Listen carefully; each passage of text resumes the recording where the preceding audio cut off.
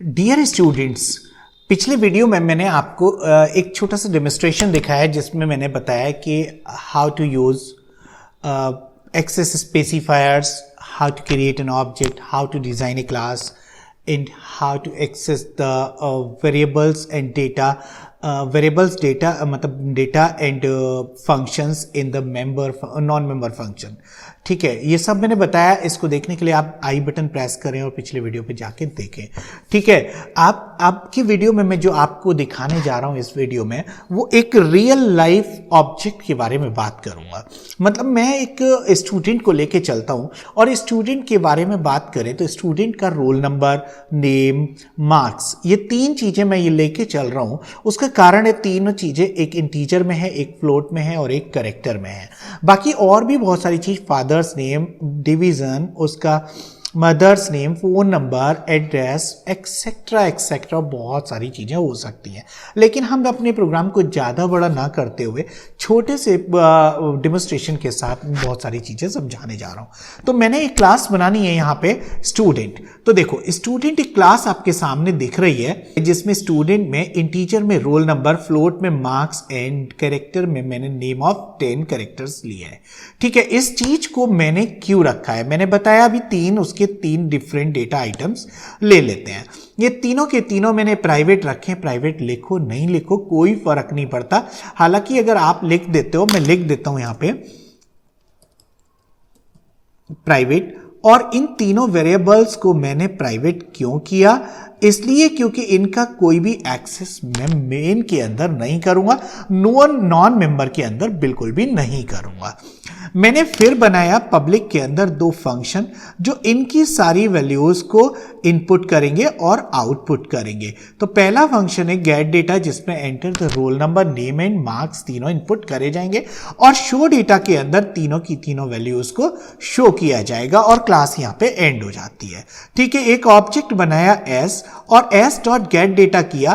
तो वहां हमने जो पिछले वीडियो में देखा एक एक्स वेरिएबल को इनपुट और आउटपुट कर रहे थे, यहां तीन वेरिएबल जो डिसिमिलर हैं उन तीनों को इनपुट और आउटपुट कर रहे हैं।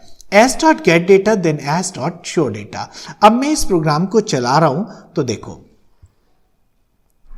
आपके सामने एक आउटपुट आ रहा है, एंटर योर रोल नंबर 11 और नेम मैंने ले लिया राकेश और मैंने मार्क्स ले लिए 55.4। ठीक है, आउटपुट एकदम आपके सामने बहुत अच्छे से आ रहा है। क्वेश्चन ये है कि ये सब किस तरह से काम करता होगा। मैं आपको एक बोर्ड पे लेके चल रहा हूं।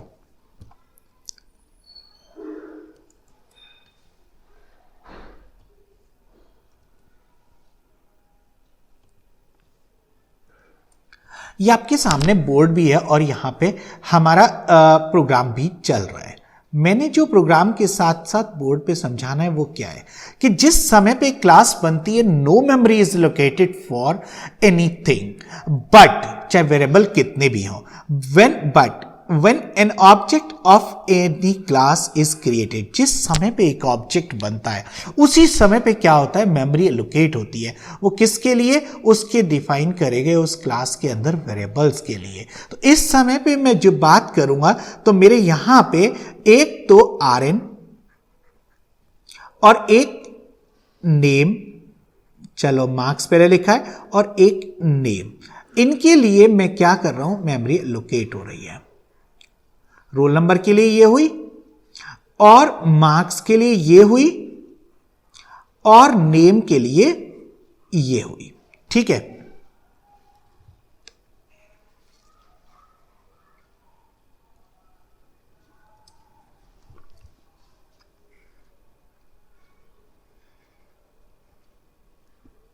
ठीक है, ये तीन मेमोरी एलोकेट हुई।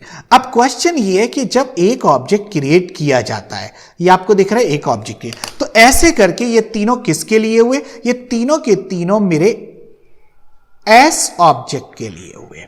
ठीक है, अब क्वेश्चन ये है क्या एक और ऑब्जेक्ट क्रिएट किया जाए, कॉमा एक एस टी ले लिया। ठीक है, अब जिस समय पे एस टी क्रिएट किया गया है यही बिल्कुल एज इट इज जैसे ये क्रिएट हुए हैं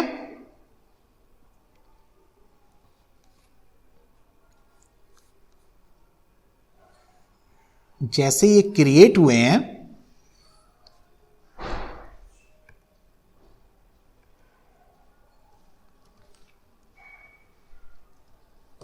वैसे एक और सेट बन जाता है। किसके लिए? अब ये बना है एस टी के लिए। आई बात समझ में? तो अब इसका मतलब ये हुआ कि जितने वेरिएबल एक क्लास के अंदर डिक्लेयर किए जाते हैं और उस क्लास के जितने ऑब्जेक्ट बनते हैं उन सब ऑब्जेक्ट्स के लिए उन वेरिएबल्स की मल्टीपल कॉपी तैयार होती है। एक ऑब्जेक्ट के लिए एक कॉपी अगर एक वेरिएबल की तैयार होती है तो उसी वेरिएबल की दूसरी कॉपी दूसरे ऑब्जेक्ट के, यानी कि मेमोरी अलग अलग एलोकेट होती है। इसका फायदा, अभी मैंने यहां पे एक काम करता हूं, s.get डेटा किया था, ऐसी st.get डेटा करूंगा। देखो st.get डेटा और st.show डेटा, अगर ये सेम लोकेशन को एक्सेस करेगा तो यहां पे इनपुट इन दोनों से होने के बाद दोनों इनका आउटपुट एक सा आना चाहिए, जो कभी नहीं होगा। आउटपुट दोनों का अलग अलग आएगा, देख सकते हो 1 2 3 और 6 7 8।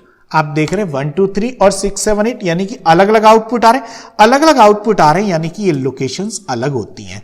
यही मुझे समझाना है इस वीडियो में कि इस तरह से मेमोरी एलोकेट, जब मैंने पहले एस के लिए क्रिएट किया तो यहां पे 1 2 3, देखो 1 2 और 3 स्टोर किया और यहां पे 6 7 और 8 ऐसे स्टोर किए। तो जब आउटपुट करोगे एस डॉट करोगे तो ये सारे शो होंगे और एस टी डॉट करोगे तो ये सारे होंगे। इस तरह से मेरा कहना ये था कि ऑब्जेक्ट जितने क्रिएट होते हैं उनके अलग अलग लोकेशंस उनके वेरिएबल्स के लिए बनती हैं। भाई देखो, अगर मान लो मैं ये कहूं कि एस को एक्सेस करना डायरेक्टली चाहते हो तो एस डॉट आर एन करोगे, एस डॉट एम और एस डॉट एन, इसके लिए करोगे S T dot R N, S T dot M और एस टी डॉट एन। तो सीधी सी बात है, ये जब एस डॉट गेट डेटा किया तो ये एस डॉट गेट डेटा ये वाला फंक्शन जब एक्सेस होगा यानी कि चलेगा, तो मैं आपको ये बताना चाहता हूं कि आर एन एन और एम ये किसके होंगे? S dot R N, S dot N और S dot M.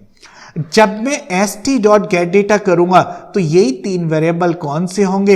S T dot R N, S T dot N और एस टी डॉट एन। तो नो कंफ्यूजन एट ऑल कि ये पता ना क्या हो रहा है कि एक ही फंक्शन अलग अलग काम कैसे कर, एक ही फंक्शन अलग अलग नहीं कर रहा, एक ही फंक्शन अलग अलग वेरिएबल्स को एक्सेस कर रहा है। जिस ऑब्जेक्ट के साथ जुड़ता है उस ऑब्जेक्ट के वेरिएबल्स पे काम करना शुरू कर देता है। तो ये था हमारे इस वीडियो में जो मेरे को आपको समझाना था, कैसे ऑब्जेक्ट के लिए अलग अलग स्पेसिस उसकी खुद के वेरिएबल के लिए तैयार होती है। ठीक है, आपको अच्छे से समझ में आ गया होगा। अगले वीडियो में मैं आपको जो समझाऊंगा वो होगा स्कोप रिजोल्यूशन ऑपरेटर। मींस कि मेरे जो ये मेंबर फंक्शन है क्लास के बाहर कैसे लाए जा सकते हैं, ये मेरा अगले वीडियो में आपको आने वाला है। तब तक के लिए wish you all the best.